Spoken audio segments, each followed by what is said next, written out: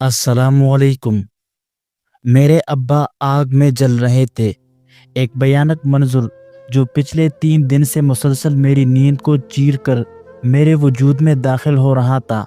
हर रात तहज्जुद के वक्त मेरी आंख इस झटके से खुलती जैसे किसी ने मेरे सीने पर पत्थर रख दिया हो। मैं हाँफती कांपती पसीने में भीगी रोती हुई उठ बैठती। ख्वाब में मेरा बाप धुआं धुआं हो रहा था। आग की लिपटें उसके गिर्द लपक रही थी। मेरी अपनी भाभी, वही जो हमेशा नरम अल्फाज में बात करती थी, हाथ में पेट्रोल की बोतल लिए आग को और भड़का रही थी। और मेरा भाई, वो चुपचाप खड़ा था। नहीं, चुप नहीं, वो तो हंस रहा था, एक हुरूर भरी संगदिल हंसी, जैसे ये सब कोई तमाशा हो, जैसे वो किसी दुश्मन का बदला ले रहा हो। और मेरे अब्बा, वो चीखते हुए मुझसे फरियाद कर रहे थे, बेटी बचाओ मुझे, मुझे बचाओ। क्या ये महज ख्वाब था? क्या मेरे ज़मीर का कोई कोना मुझ पर चीख रहा था, या अल्लाह पाक मुझे कोई इशारा दे रहा था? आज सुबह जब आँख खुली तो मैं देर तक रोती रही। मेरा दिल बेचैन था। मैंने तहिया किया कि आज काम के बाद फ़ौरन अब्बा से मिलने जाऊंगी। कब से उनसे दिल की बात नहीं हुई थी। जब से अम्मी का इंतकाल हुआ था, अब्बा उस घर में ऐसे हो गए थे जैसे कोई परदेसी हो, खामोश, तन्हा और गैर ज़रूरी। भाभी का रवैया शुरू से ही अजीब था। उनके अंदाज में एक मसनूईपन, एक दिखावा और एक अनकही बेजारी झलकती थी। अब्बा का जिक्र आता तो उनके चेहरे पर वाज़ेह नागवारी उभरती थी। भाई ने कभी कुछ भी नहीं कहा, मगर उसकी खामोशी, उसकी लापरवाही सब कुछ कह देती थी। दोपहर को मैं भाई के घर पहुंची, दिल में एक अजीब सी घुटन लिए। मैंने दरवाज़ा खटखटाया। भाभी ने दरवाज़ा खोला। हमेशा की तरह चेहरे पर एक बनावटी मुस्कुराहट सजाए बोली, अरे आप आइए ना, अंदर आइए। मैंने मुख्तसर जवाब दिया, अब्बा घर पर हैं, ज़रा मिलने आई थी। वो हंसकर बोली, अरे नहीं, वो तो अपने किसी पुराने दोस्त के यहाँ गए हैं, शायद आज रात वही रुके। मेरे दिल को कुछ करार ना आया। मैं दरवाजे की चौखट पर खड़ी ही रही। कुछ तो था जो ठीक नहीं लग रहा था। मैंने जाने का इरादा किया ही था कि ऊपर की मंजिल से एक कांचने की मदम सी आवाज़ आई। ये आवाज़ मेरे लिए अजनबी नहीं थी। बचपन से अब्बा की ये ख़ास किस्म की कांसी मेरे दिल पर नक्श थी। मैं चटक गई। भाभी ने फ़ौरन कहा, अरे वो तो मोहल्ले वाले अनवर चाचा थे, ऊपर वाली छत से आवाज़ आ रही है। लेकिन मेरे कदम रुकने वाले नहीं थे। मैंने अपने जूते उतारे और आहिस्ता आहिस्ता सीढ़ियाँ चढ़ने लगी। भाभी मेरे पीछे पीछे आ गई, शायद रोकने की कोशिश में। ऊपर कुछ भी नहीं है, बस पुराने सामान का कमरा है, आप क्यों जहमत कर रही है?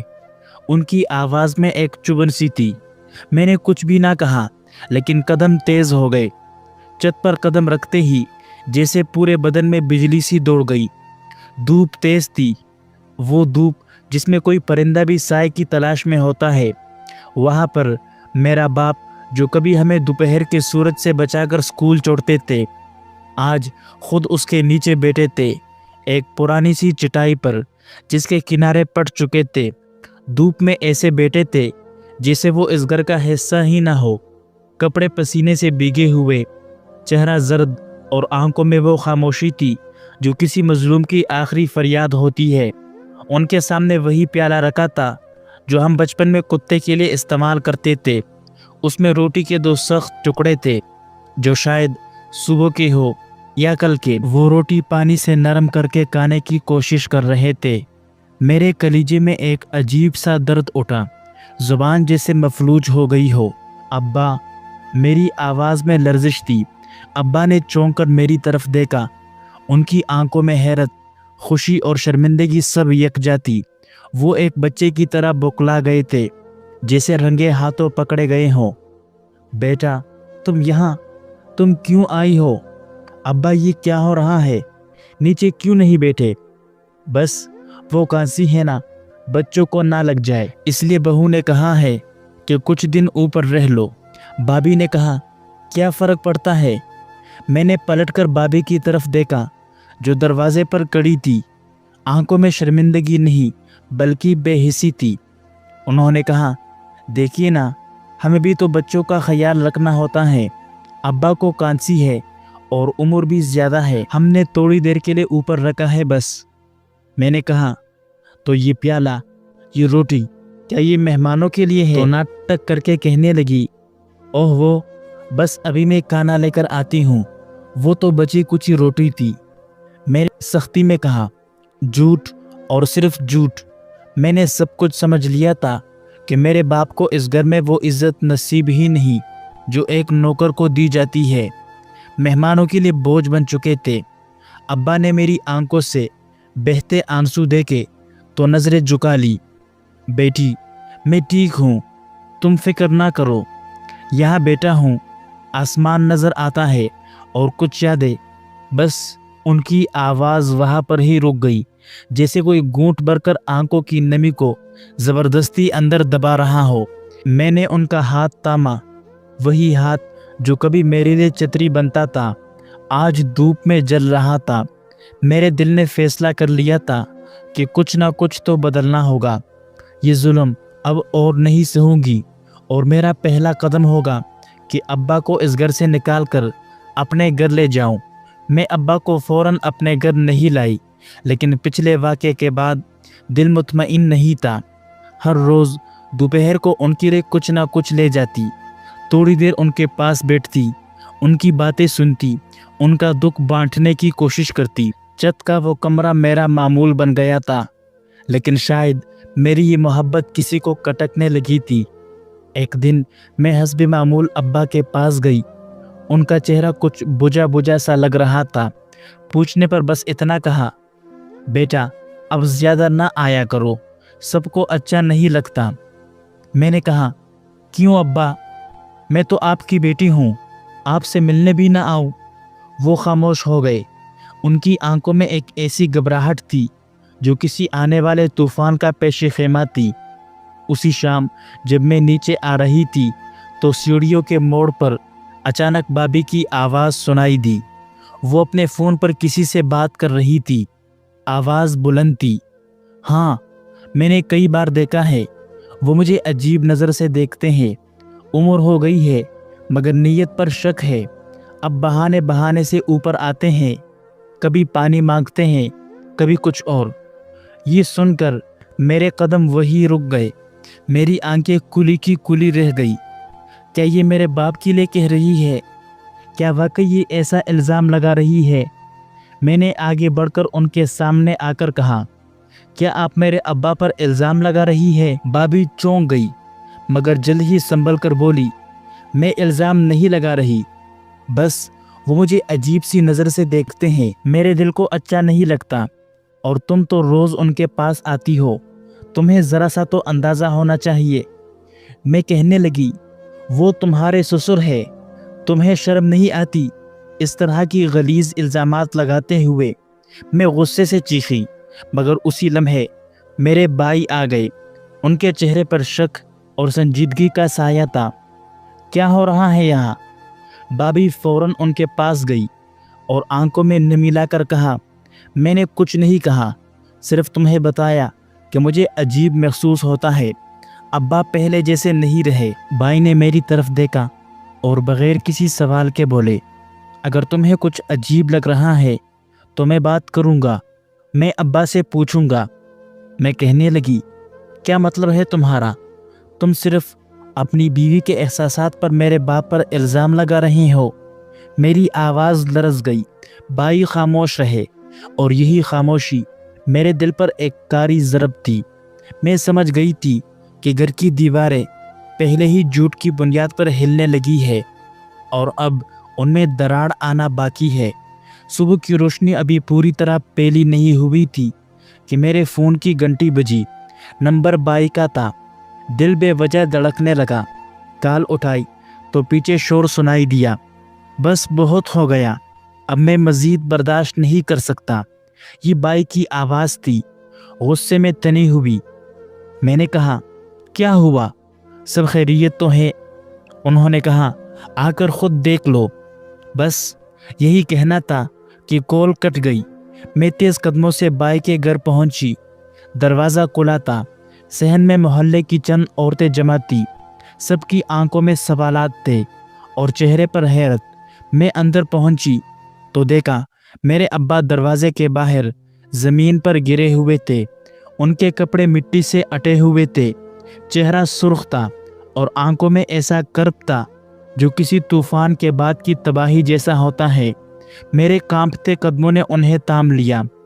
अब्बा, मेरी आवाज़ निकल न सकी, सिर्फ आंखों से आंसू बह निकले। उन्होंने मेरी तरफ देखा। चेहरा लरज रहा था, होंठ खुश्क थे और आवाज़ में वो कपकपाहट थी जो हर सच्चे बाप के दिल में उस वक्त आती है जब औलाद की दहलीज से धक्के देकर निकाला जाए। बेटा, मैंने कुछ नहीं किया, वो मुझे चप्पल से मारती है। ये कहते ही उनका सर मेरे कंधे पे झुक गया। ये अल्फाज मेरे दिल में तीर बनकर चुभ गए। क्या कहा आपने? भाभी ने मारा। अब्बा की आंखों से आंसू निकलकर मेरे दुपट्टे में जज़ब हो रहे थे। इतने में बाई बाहर आए, चेहरे पर सख्ती, आंखों में नफरत लिए। ले जाओ उन्हें, तुम्हें बड़ा शौक है ना इनके साथ रहने का। इस घर में इसकी कोई जगह नहीं है। मैंने कहा, क्या बात कर रहे हो भाई? वो अब्बा जिन्होंने हमें पाला, जिंदगी कुर्बान की। उनने कहा, तुम्हारे लिए यही कहा था उन्होंने, पर अब ये वैसे नहीं रहे। ये तुम्हें भी गलत नज़रें देते हैं और मेरी बीवी को भी। मैं अपनी इज्जत के साथ समझौता नहीं कर सकता। भाई, मैं चीख पड़ी, शर्म करो। अपनी बीवी के चंद झूठे अल्फाज पर बाप पर इल्ज़ाम। तुम खुद को बेटा कहते हो। भाई ने मेरी तरफ देखा और शायद पहली बार मेरी आंखों में वो नफरत देखी जो आज तक सिर्फ खुद पर बर्दाश्त की थी। लेकिन अब बात मेरे अब्बा की इज्जत की थी। अब्बा के हाथ मेरे हाथ में कांप रहे थे। उन्होंने आहिस्ता से कहा, मुझे तुम्हारे पास रहना है बेटा, मैं अब यहाँ नहीं रह सकता। मैंने अब्बा को सहारा दिया और उनके लरजते कदमों को अपने दिल की ताकत से थाम कर अपनी गाड़ी तक ले आई। रास्ते में अब्बा खामोश थे। मैंने उनका हाथ थामा तो वो बोले, बेटी, उस घर में मैंने सिर्फ दुआएं किए मगर बद्दुआ मिल गई। मैंने सोचा भी नहीं था कि मेरा बुढ़ापा यूं बेइज्जती में गुजरेगा। मेरी आंखों से बहते आंसुओं ने कसम खाई कि अब इस बाप को कभी कोई आंच नहीं आने दूंगी। अब्बा मेरे साथ आ चुके थे, लेकिन उनकी आंखों में वो चमक कहीं गुम हो गई थी जो कभी मुझे अपने तहफ़्फ़ुज़ का यकीन दिलाती थी। दिन का ज़्यादातर हिस्सा खामोशी में गुजरता। मैं बोलती और वो सुनते, कभी कभार मुस्कुरा देते, लेकिन वो मुस्कुराहट भी जैसे अधूरी होती। मैं हर वक्त उनके आसपास रहती थी, उनके लिए नरम बिस्तर लगाती, उनकी पसंद के खाने बनाती, लेकिन वो बस एक आध नवाला लेते और फिर ठंडी सांस भरकर चुप हो जाते। बेटा, एक दिन उन्होंने आहिस्ता से आवाज़ दी।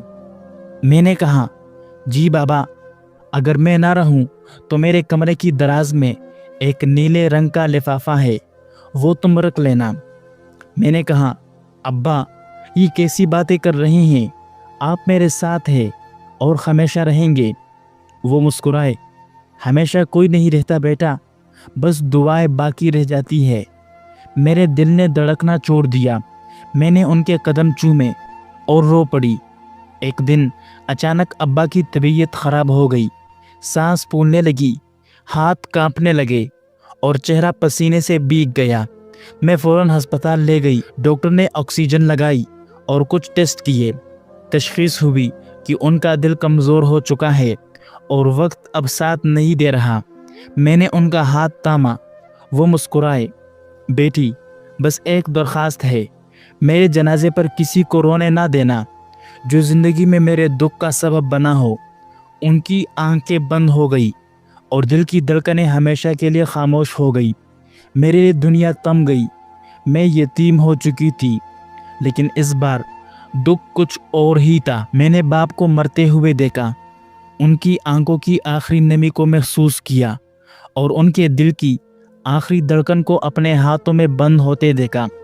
अब्बा का जनाजा सादगी से उठा। भाई को इतला दी मगर वो आया ही नहीं। بابی نے فون تک نہ کیا، بس چند پرانے محلے دار اور میری 2 سہیلیاں تھی جو میرے آنسو پوچھنے آ گئی۔ 3 دن بعد مجھے ابا کی بات یاد آئی اور ان کا بتایا ہوا لفافہ نکالا۔ وہ نیلا لفافہ ایک وصیت تھی۔ صاف الفاظ میں لکھا تھا، میں عبدالحفیظ والد غلام رسول مکمل ہوش و حواس میں اپنی ساری منقولہ اور غیر منقولہ جائیداد اپنی بیٹی کے نام کرتا ہوں، جو میرے دکھ درد میں ساتھ کڑی رہی جب بیٹا بیگانہ ہو گیا۔ نیچے ان کے دستخط تھے۔ گواہ کے طور پر پرانے محلے کے 2 بزرگوں کے نام تھے۔ میں حیران تھی۔ مجھے کبھی دولت کی چاہ نہ تھی، نہ میں نے ابا سے کبھی کچھ مانگا تھا، لیکن یہ وصیت صرف جائیداد کا کاغذ نہیں تھی، یہ میرے باپ کا اعتبار، ان کا پیار اور میری وفا کا انعام تھا۔ میں نے وہ لفافہ سینے سے لگا لیا اور آنکھوں سے بہتے آنسو ان کاغذوں پر گرنے لگے۔ یہ لمحہ میری زندگی کا سب سے بڑا امتحان تھا۔ ابا کی تدفین کے بعد گھر کا ہر گوشہ ان کی یاد سے بھرا ہوا تھا۔ 3 دن گزر چکے تھے۔ چوتھے دن میں نے ہمت کر کے بھائی کو کال کی، ابا چلے گئے ہیں، تمہیں خبر بھی نہ ہوئی؟ وہ خاموش رہا، جیسے کچھ کہنے کو ہو، مگر الفاظ حلق میں پھنس گئے ہو۔ کیا تمہیں افسوس بھی ہے؟ میں نے پوچھا۔ مجھے ابھی کچھ سمجھ نہیں آ رہا، یہ کہہ کر فون بند ہو گیا۔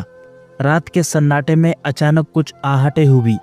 میں چونک کر جاگی۔ رات کے 2 بج رہے تھے۔ دروازے کے باہر صحن میں کچھ سائے حرکت کرتے دکھائی دیے۔ میں دبے پاؤں کھڑکی کے قریب آئی اور جیسے ہی پردہ ہٹایا، دل دک سے رہ گیا۔ 2 آدمی تھے، ان کے ساتھ بابی بھی تھی، ہاتھ میں بیگ، چہرہ چادر سے ڈھکا ہوا۔ وہ آہستگی سے گھر کے پچھلے دروازے سے اندر داخل ہوئی۔ میری سانسیں رک گئی۔ میں چپ چاپ چھپی رہی کہ معاملہ کچھ عجیب لگا۔ 15 منٹ بعد وہ لوگ میرے کمرے کی طرف آنے کے بجائے ابا کے کمرے کی جانب بڑھ گئے۔ ان کا مقصد صاف تھا، اور جب وہ لوٹے تو ان کے ہاتھ میں ایک فولڈر تھا۔ میں نے ہمت کر کے اگلی صبح اپنے پرانے ہمسائے چچا صدیق سے بات کی، جو قبرستان کے منتظم تھے۔ انہوں نے خوفناک انکشاف کیا۔ بیٹی، رات 2 لوگ قبرستان آئے تھے، کہنے لگے کہ قانونی کام کے لیے ابا کے انگوٹھے کے نشان درکار ہے۔ ایک کاغذ پر انگوٹھے کے نشان لیے اور واپس چلے گئے۔ میرے پیروں تلے سے زمین ہی نکل گئی۔ اب سمجھ آیا کہ وہ فولڈر کیا تھا، وہ آدھی رات کی چوری کس لیے تھی۔ بابی نے ابا کی لاش چرا کر جعلی دستاویزات تیار کروا لیے تھے۔ اسی روز میں نے اپنے سہیلی کے ذریعے رجسٹری آفس سے معلومات نکلوانی شروع کیے۔ شام تک اطلاع آ گئی کہ ابا کے نام کی ساری جائیداد اب ان کے پوتے پوتیوں کے نام کر دی گئی تھی، اور دستخط اور انگوٹھے کے نشان بظاہر اصل لگ رہے تھے۔ میری آنکھوں کے سامنے اندھیرا چھا گیا۔ یہ وہی بھائی تھا جس نے میری گڑیا کے لیے بازار چاند مارا تھا، اور آج وہی بھائی اپنی بیوی کے ہاتھوں کی کٹ پتلی بن کر ابا کی لاش کو بھی سکون سے دفنا نہ سکا۔ میں نے وہ نیلا لفافہ نکالا جو ابا نے دیا تھا۔ اصل وصیت میرے پاس تھی۔ اب وقت آ گیا تھا کہ انصاف کی جنگ عدالت میں لڑی جائے۔ ابا کی تدفین کے چند دن بعد بھائی کا فون آیا، ہمیں بات کرنی ہے، کیا تم آ سکتی ہو؟ میں جانتی تھی کہ بات کس بارے میں ہوگی۔ بھائی کے گھر پہنچی تو بابی ڈرائنگ روم میں پہلے سے بیٹھی تھی۔ چہرے پر معمول سے زیادہ نرمی اور آنکھوں میں ایک عجیب چمک تھی، جیسے کامیابی کا نشہ ہو۔ بھائی نے رسمی سلام کے بعد سیدھی بات شروع کی، ہم نے رجسٹری کے کاغذات اپڈیٹ کروا لیے ہیں۔ ابا نے اپنی زندگی میں ہی وصیت لکھ دی تھی، جس کے مطابق ان کی ساری جائیداد پوتے پوتیوں کے نام ہے۔ میرے لبوں پر ایک لفظ بھی نہ آیا۔ دل چاہا کہ میں وہ اصل وصیت نکال کر ان کے منہ پر دے ماروں، چیخ کر کہوں کہ تم لوگ جھوٹے ہو، مگر میری زبان بند تھی۔ بھائی نے کچھ لمحے میری خاموشی کو دیکھا، پھر کہا، ہم چاہتے ہیں کہ سب کچھ سکون سے ہو، کوئی جھگڑا نہ ہو، آخر تم اکیلی ہو، تمہیں ابا نے کچھ دیا ہوگا دل سے۔ میں نے ان کی بات پر محض نظریں جھکا لی۔ بابی نے دھیمے انداز میں طنز کا خنجر بھونکا۔ ابا بھی جانتے تھے کہ بیٹے ہی نسل بڑھاتے ہیں، اس لیے انہوں نے بچوں کو حق دیا۔ میرے دل میں درد کی ایک لہر اٹھی، مگر میں پھر بھی خاموش رہی۔ ابا کے آخری لمحات یاد آئے، ان کی ہچکیوں میں چھپی وہ بے بسی، ان کا وہ جملہ کہ بیٹی میرے جانے کے بعد یہ لفافہ سنبھالنا۔ بھائی نے میز پر کچھ کاغذات رکھے اور کہا، یہ دستخط شدہ کاپیاں ہے، تم بھی دستخط کر دو تاکہ پروسیسنگ مکمل ہو جائے۔ میرے ہاتھ کانپنے لگے۔ کاغذات دیکھے تو جعلی دستخط اور انگوٹھوں کے نشان نمایاں تھے۔ میں سب کچھ سمجھ چکی تھی، مگر چہرے پر کوئی تاثر نہ آنے دیا۔ میں نے دستخط نہ کیے، بس آہستگی سے کہا، مجھے سوچنے دو۔ بابی فوراً بولی، اس میں سوچنے کی کیا بات ہے، سب کچھ تو صاف ہے، اور اگر ابا نے تمہیں کچھ دینا ہوتا تو وہ بھی لکھ کر جاتے۔ میں نے نظریں اوپر اٹھا کر کہا کہ آپ نے ان کا دل پڑھا تھا یا وصیت؟ یہ جملہ کہہ کر میں اٹھی اور دروازے کی طرف بڑھ گئی۔ گھر واپس آئی تو آنکھوں سے آنسو رکنے کا نام ہی نہیں لے رہے تھے۔ میں جانتی تھی کہ جھوٹ جیت گیا ہے فی الحال، مگر میں بھی ابا کی بیٹی ہوں جو چپ تو ہو سکتی ہے مگر کمزور نہیں۔ اس رات نیند نہیں آئی۔ میں نے بار بار وہ نیلا لفافہ کھولا، پڑھا اور ابا کے دستخطوں کو انگلیوں سے چھوا جیسے ان کا ہاتھ تام لیا ہو۔ اب ابا کا انصاف صرف وصیت سے نہیں، میرے عزم سے ہوگا۔ 40 دن بیت چکے تھے۔ ابا کی جدائی نے جیسے جسم سے روح کھینچ لی ہو۔ ہر دن ان کے بغیر ادھورا سا گزرتا۔ 40ویں کی تیاری مکمل کرنی تھی۔ میں نے خود سب کچھ سنبھالا، کچن میں کام کرتی، ہاتھوں سے پکوان بناتی۔ 40ویں کے دن محلے کی عورتیں آنا شروع ہو گئی۔ صحن میں قالین بچھائے گئے، دیگ چڑھی، خوشبو پھیلنے لگی۔ ہر چہرے پر سوگ کی لکیریں تھی، مگر کچھ آنکھوں میں تجسس بھی صاف دکھائی دیتا تھا۔ کچن کے کونے میں بیٹھی ایک پرانی خالہ جو محلے میں برسوں سے رہتی تھی، ہر طرف جھانک کر بولی، بیٹا مجھے ایک بات کہنی ہے، شاید تمہیں معلوم نہ ہو۔ میں نے ان کی طرف حیرت سے دیکھا۔ وہ آہستگی سے بولی، تمہارے ابا اکثر چھت کے کمرے میں جایا کرتے تھے۔ ہم عورتیں اوپر کپڑا ڈالنے جاتی تو دیکھتی کہ وہ کچھ لکھ رہے ہوتے یا کبھی کوئی چیز چھپا رہے ہوتے۔ میری سانسیں رک سی گئی۔ کیا چیز؟ آپ نے دیکھا تھا کیا؟ نہیں بیٹا، ہم نے کبھی پوچھنے کی ہمت نہیں کی، مگر ایک دن وہ میرے شوہر سے کہہ رہے تھے کہ جو اصل خزانہ ہے وہ نہ کاغذ ہے نہ پیسہ، وہ وہاں چھپا ہے جہاں دھوپ بھی راز کو چھو نہ سکے۔ میرے دل میں ایک عجیب سی لہر دوڑ گئی۔ کیا واقعی ابا نے کچھ چھپایا تھا چھت کے کمرے میں؟ میں نے دل میں سوچا، شاید وہ کچھ یادیں ہو یا پھر ابا کی لکھی ہوئی ڈائریاں، یا ممکن ہے وہ اصل کاغذات یا کچھ اور ہو۔ بابی جو قریب ہی بیٹھی تھی، خالہ کی باتیں سن چکی تھی۔ ان کے چہرے پر فوراً بے چینی اور گھبراہٹ چھا گئی۔ وہ فوراً اٹھی اور اندر چلی گئی۔ 40ویں کا ختم ہوتے ہی میں سیدھی کمرے میں آ گئی۔ میں نے فیصلہ کر لیا کہ آج رات چھت پر جا کر دیکھوں گی کہ وہاں پر کیا ہے، لیکن بابی بھی تیز نکلی۔ رات کے سناٹے میں وہ مجھ سے پہلے کمرے میں پہنچ چکی تھی۔ ان کے ہاتھ میں ایک چھوٹی سی ٹارچ تھی اور چہرے پر ایک عجیب سی بے چینی تھی، جیسے کوئی خزانہ ڈھونڈنے نکلا ہو۔ ان کے قدموں میں جلدی تھی، آنکھوں میں لالچ کی چمک۔ چھت کے کمرے کا تالا وہ پہلے ہی دن کسی بہانے سے چابی لے کر کھول چکی تھی۔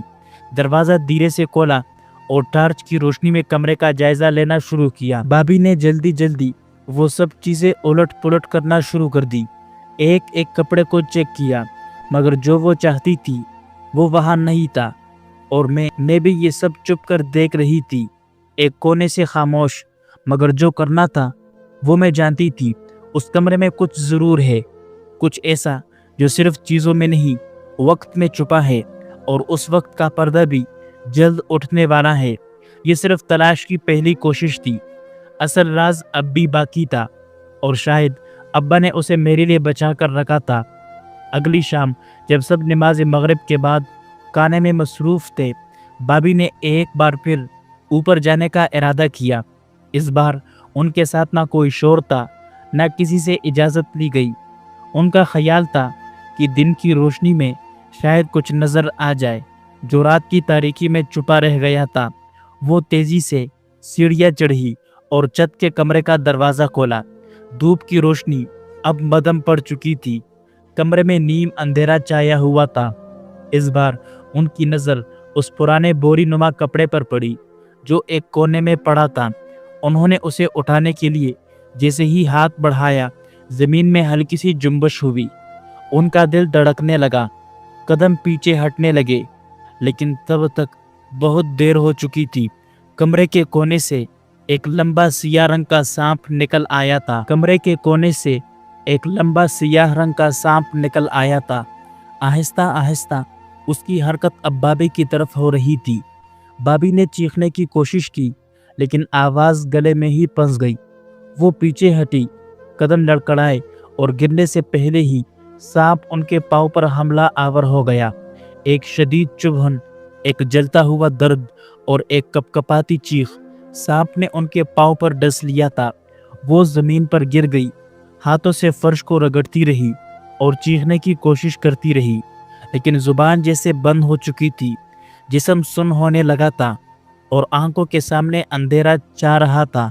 नीचे मौजूद अफराद को उनकी चीख सुनाई दी तो सब घबराकर दौड़ पड़े।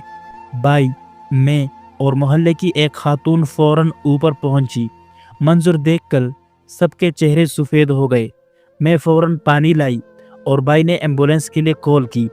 महज 10 मिनट में ही हम अस्पताल पहुंच चुके थे, मगर डॉक्टरों के चेहरे से साफ जाहिर था कि जहर जिस्म में काफ़ी फैल चुका है। डॉक्टर ने कहा, हम पूरी कोशिश कर रहे हैं, लेकिन जहर काफ़ी ख़तरनाक था। बाई की आंखों में खौफ छा चुका था और पहली बार मैंने देखा कि उनके चेहरे पर सच्ची परेशानी देखी। रात भर हम अस्पताल में ही रहे। बाबी की हालत बिगड़ती गई, कभी आंखें बंद होती, कभी हज़ियाती अंदाज में बड़बड़ाती। कमरा, ख़जाना सब मेरा है। मैं खामोशी से सुनती रही। बात वाज़ेह हो चुकी थी कि लालच इंसान को कहाँ तक ले जा सकता है। डॉक्टर ने बताया कि जहर ने आसाबी निज़ाम को मुतासिर किया है। अगर जिस्म ने कबूल न किया तो फालिज भी बन सकता है। मेरे कदम जैसे ज़मीन में गड़ गए। वो लम्हे आंखों के सामने तैरने लगे जब अब्बा को इसी औरत ने चप्पल से मारा था, और आज वही औरत बेबस थी। कहते हैं बद्दुआएं खाली नहीं जाती, और अब ये हकीकत मेरी आंखों के सामने थी। बाबी बिस्तर पर नीम दराज थी, चेहरा जर्द, आंखें खुली मगर बेनूर थी। जिस्म का दाया हिस्सा बिल्कुल साकित था। डॉक्टर ने अलग ले जाकर बताया कि जहर ने आसाबी निज़ाम मफलूज कर दिया है। दाया हिस्सा मुकम्मल तौर पर फालिज ज़दा है। बाई का चेहरा जर्द पड़ गया, कुर्सी पर गिर सा गया। पूछा, ये कब तक ठीक हो सकती है? डॉक्टर ने आह भरी, कुछ बहाली मुमकिन है, मगर मुकम्मल सेहत मुश्किल है। जहन होश में है, मगर जिस्म का एक हिस्सा साथ नहीं दे रहा। वक्त का पहिया घूम चुका था और इंसाफ की पहली ज़रब लग चुकी थी, मगर कहानी ख़त्म नहीं हुई थी। ये तो मकाफ़ात अमल का आगाज़ था। बाबी की बीमारी के बाद घर का माहौल बदलने लगा। बाई, जो कभी उनके लिए आसमान से तारे तोड़ लाते, अब बस रस्मी हाल अहवाल पूछ कर चले जाते। चंद हफ्तों बाद बाबी को घर मुंतकिल कर दिया गया, मगर वही छत का कमरा जहाँ कभी अब्बा को धूप में बिठाया गया था, अब बाबी के लिए मखसूस कर दिया गया। उनका बिस्तर पुराने पंखे के नीचे लगा, वही पुराना प्याला सामने रखा जाता। सारा दिन वो खामोश लेटी रहती। शाम को मुलाजिमा खाना मुंह में डालती, लब खामोश थे, सिर्फ आंखों में नमी रह गई थी। कुछ दिन बाद एक और ख़बर दिल चीर गई कि बाई ने दूसरी शादी कर ली है। नई दुल्हन खुश शक्ल थी। मोहल्ले भर में बात फैल गई कि बाई को सुख चाहिए था। बीमार बीवी के साथ जीना उनके बस में ना रहा। बाबी के बच्चे जो कभी उनकी गोद में खेला करते थे, अब नई माँ के रंग में रंगने लगे। बड़ी बेटी ने बात करना छोड़ दी, बेटा नाराज़ होकर दूर रहने लगा। नई माँ ने जल्द ही घर पर गिरफ्त मजबूत कर ली, बच्चों को भी बाबी से दूर कर दिया। अक्सर सुना जाता कि अम्मी बीमार है, उनसे बदबू आती है, हमें उनके कमरे में नहीं जाना। वही बच्चे जिनके लिए बाबी ने दुनिया से लड़ाई की, आज माँ की बीमारी से शर्मिंदा होकर मुंह छुपाते फिरते। एक दिन मैं उनके पास गई। बिस्तर के किनारे बैठकर हाथ थामा। उन्होंने बमुश्किल आंखें खोली। चेहरे पर कोई शिकवा ना था, बस वीरानी चाय हुई थी। मैंने नरमी से कहा, अब बच्चों से खतरा नहीं लगता। वो बोल ना सकी। आंखों के गोशे से आंसू बह निकला। नए दिनों की नई बीवी अब घर की मालकन थी और भाभी महज एक साया, एक बोझ जिसे सब बुलाना चाहते थे, मगर मैं नहीं भूली। हर लम्हा अब्बा की तस्वीर दिल में सजाए रखती थी और हर रोज़ छत की तरफ देखकर महसूस करती थी। ये मकाफाती अमल का वो लम्हा था जहाँ वक्त ने इंसाफ का दामन थामा था और अभी बहुत कुछ बाकी है। मैं वही पुराना प्याला लेकर आई थी जो अब्बा के वक्त में इस्तेमाल होता था। मैं चौंक गई। वही प्याला जिसमें मेरे बाप को काना दिया जाता था, वो काना जो कुत्ते के लिए रखा जाता था, आज वही प्याला एक बार फिर इस्तेमाल हो रहा था और इस बार चीखने वाली आवाज़ मेरे अब्बा की नहीं, मेरी भाभी की थी। और फिर एक चीख वो ऐसी थी जैसे किसी पुराने कर्ब की सदा दोबारा जिंदा हो गई हो। नहीं, ये प्याला, ये मत रखो मेरे सामने। उनके अल्फाज तो अब भी मुकम्मल ना थे, मगर वो आवाज़, वो कपकपाती सरगोशियाँ, वो चीख सब कुछ बोल रही थी। बाई ने एक लम्हा सोचा, फिर आसमान की तरफ देखकर आहिस्ता से कहा, यही प्याला कभी अब्बा के सामने रखा था। मैं खामोश थी, मगर मेरे अंदर चीखें गूंज रही थी। वही गूंज जो अब्बा की खामोशी में थी, वही चीखें जो वो दबाकर सह गए थे, आज वही चीखें भाभी की आवाज़ बन गई थी। मैं छत पर पहुंची, उनके करीब जाकर बैठ गई। उन्होंने मेरी तरफ देखा, आंखों में दर्द की एक लहर थी। मैंने प्याला उठाकर दूर फेंक दिया और एक नई प्लेट में खाना रखकर उनके सामने रखा। मुझे मेरे अब्बा की तौहीन बर्दाश्त नहीं थी और ना ही किसी और का दर्द, लेकिन ये वक्त का इंसाफ था जो हर किसी के दरवाजे पर आता है। मैं छत से नीचे उतरी तो दिल पर अजीब सा बोझ था। कमरे में दाखिल होकर अब्बा की तस्वीर के सामने बैठ गई। वही तस्वीर जो उनकी वफ़ात के बाद मैंने अपने बिस्तर के करीब रख दी थी। तस्वीर में उनका मुस्कुराता चेहरा देखकर मेरी आंखों से एक खामोश आंसू बह निकला। मैंने अब्बा की तस्वीर को छुआ जैसे उनकी पेशानी को चूम रही हूँ और धीरे से कहा, अब्बा, मैंने आपका हक ले लिया, आपकी इज्जत बचाई, आपका नाम पाक रखा। अब आप सुकून से सो सकते हैं। उसी लम्हे खिड़की से ठंडी हवा का एक झोंका आया, जैसे अब्बा की दुआ मेरे इर्द गिर्द बिखर गई हो। कमरे में एक गैर महसूस खुशबू फैल गई और एक लम्हे को ऐसे लगा जैसे कोई मेरा सर तपतपा रहा हो, जैसे कहने वाला हो, बेटी, तूने मेरा मान रख लिया। मैंने आंखें खोली और एक तमानियत से दिल भर गया। अब्बा का इंतकाम मैंने नहीं, वक्त ने लिया था और वक्त से बेहतर मुनसिफ कोई नहीं होता। भाई और भाभी ने अब्बा की जायदाद के जैली कागजात के जरिए कब्जा हासिल कर लिया था और ख़ुद को कानूनी वारिस जाहिर कर चुके थे। मैं जानती थी कि अब अदालती जंग के सिवा कोई रास्ता नहीं बचा। मैंने वकील से रब्ता किया और तमाम दस्तावेज़ात उनके हवाले किए। वकील ने कागजात देकर कहा, ये वाज़ेह जालसाजी है। अगर गवाह हाजिर हो और दस्तखत की तस्दीक हो जाए तो केस हमारे हक में होगा। अदालत में मुकदमा दायर हुआ। पहली समाअत में ही अदालत ने नोटिस जारी कर दिया और जारी दस्तावेज़ात की जांच का हुक्म दिया। भाई ने जब ये खबर सुनी तो घबरा गया। कई साल बाद पहली बार उनकी आंखों में खौफ दिखाई दिया। चंद दिन बाद अदालत में पेशी थी। मैंने सब सबूत तैयार किए, गवाहों से रब्ता किया और अब्बा के अल्फाज को दिल में दोहरा कर कमरे अदालत में दाखिल हुई। अदालत की पहली समाअत के दौरान ही जज ने भाई के वकील से सवाल किया, अगर मरने वाले ने पोते पोतियों के नाम जायदाद की हो तो दस्तावेज़ात अस्पताल ले जाने से पहले क्यों तैयार की गई और लाश से अंगूठे के निशान क्यों लिए गए? ये सवाल सच के दरवाजे खोलने के लिए काफ़ी था। भाई के वकील के पास कोई जवाब ना था। अब केर पलट चुका था। इंसाफ की कुर्सी पर बैठा कानून अब्बा की सच्चाई की गवाही बनने जा रहा था। अदालत का दिन था। जज ने फैसला किया कि अदालत तमाम शवाहिद और गवाहों की रोशनी में इस नतीजे पर पहुंची है कि असल वसीयत वो है जो अब्दुल हफीज़ मरहूम ने अपनी बेटी के नाम तहरीर की। जाली दस्तावेज़ात नाकाबिल कबूल करार दी जाती है। लिहाजा तमाम जायदाद कानूनी वारिस यानी बेटी के नाम मुंतकिल की जाती है। भाई सर झुकाए अदालत से निकला। नई बीवी उसे बाजू से तामे तेज कदमों से बाहर निकली, जैसे इस फैसले की शर्मिंदगी से मुंह छुपाना चाहती हो। उनके चेहरों पर शिकस्त, जिल्लत और बेयकीनी लिखी थी। मैंने वकील से कहा कि ये जायदाद किसी को नहीं चाहिए, इसे किसी यतीम खाने को दे दो। वकील हैरान हुआ।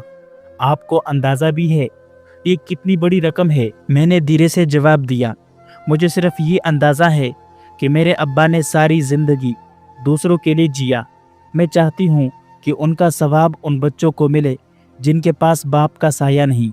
कुछ दिनों में सारी प्रॉपर्टी एक मारूफ यतीम खाने के नाम हो गई, और जब पहली बार मैं उस यतीम खाने के बच्चों से मिली, उनके चमकते चेहरे देखकर मेरे दिल में ऐसा सुकून उतरा जो दुनिया की किसी दौलत से नहीं मिल सकता था। मैंने अब्बा की एक तस्वीर वहाँ दीवार पर लगवाई और तस्वीर के नीचे लिखवाया, ये घर उन बच्चों के लिए हैं जिनके अब्बा नहीं मगर दुआएं देने वाली माँ और बहनें हों। उधर भाई का हाल दिन ब दिन बिगड़ता गया। जो गुरूर में चोर था, शर्मिंदगी की चादर ओढ़े चुपता फिर रहा था। नई बीवी का रवैया बदल चुका था। बच्चे दूर हो चुके थे और घर में एक अजीब सा सन्नाटा छा गया था। छत पर वही पुराना कमरा, अब्बा भी का ठिकाना ना रहा था। फालिज के बाद उनकी जुबान मुकम्मल तौर पर बंद हो चुकी थी। कोई लफ्ज़ अदा ना होता, बस आंखें सब कुछ कहती थी। मैं सफ़ेद दुपट्टा ओढ़े, सर झुकाए आहिस्ता आहिस्ता कब्रिस्तान की तरफ बढ़ रही थी।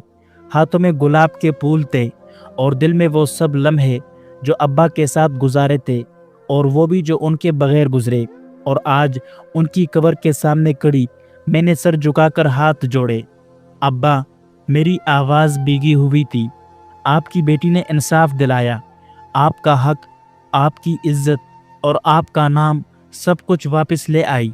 आपने कहा था ना कि बेटियों पर एतबार करो, और मैंने वही एतबार निभाया। मैं कब्र के पास बैठ गई, गुलाब के फूल मिट्टी पर रखे। चंद लम्हों बाद में उठी और कब्र को एक आखिरी नज़र देखकर आसमान की तरफ देखा।